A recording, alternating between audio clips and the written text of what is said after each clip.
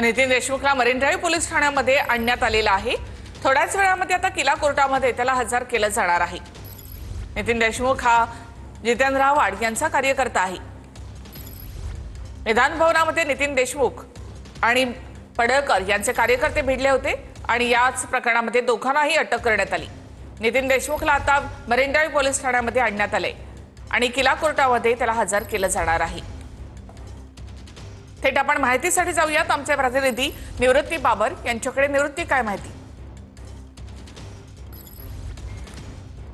निखिल, आपण जर काल पाहायला गेलं तर 5:30 वाजता काल राडा झाला होता। त्यानंतर विधानसभा अध्यक्षांनी नंतर आदेश दिल्यानंतर मरीन ड्राईव्ह पोलीस स्थानकामध्ये जे आहे ते दोघांच्या विरोधात गुन्हा दाखल करण्यात आला। काल आपण जर रात्री पाहिलं तर मध्यरात्री स्वतः जितेंद्र आव्हाड यांनी जे आहे ते आंदोलन देखील विधान भवनाच्या गेटवरती केलेलं आपल्याला पाहायला मिळालं आणि नितीन देशमुख यांना अटक केल्यानंतर त्यांना सुरुवातीला आझाद मैदानात नेण्यात आलं।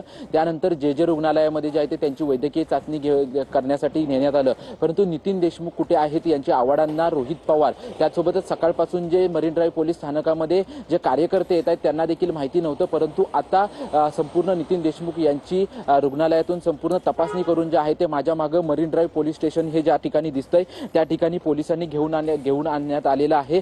थोड्याच वेळापूर्वी नितीन देशमुख जे आहे ते मरीन ड्राईव्ह पोलीस स्थानकामध्ये या ठिकाणी पोलीस त्याला घेऊन आलेले आहेत आणि थोड्याच वेळामध्ये किला कोर्टामध्ये त्यांना हजर केलं जाणार आहे। ज्या पद्धतीने त्यांच्यावरती कलम लावलेली आहेत त्या पद्धतीने दोन्ही आरोपींना जे आहे ते आज किला कोर्टामध्ये दाखल करण्यात येईल। काल आपण जर पाहिलं तर रोहित पवार असतील किंवा जितेंद्र आव्हाड हे ठिकठिकाणी पोलीस स्थानकांमध्ये जे आहे ते फिरत होते आणि नितीन देशमुख यांना खरं तर कुठे ठेवण्यात आलेले आहे आम्हाला सांगा, असं रोहित पवार आणि जितेंद्र आव्हाडांनी धन्यवाद एकूणच माहितीबद्दल निवृत्ती।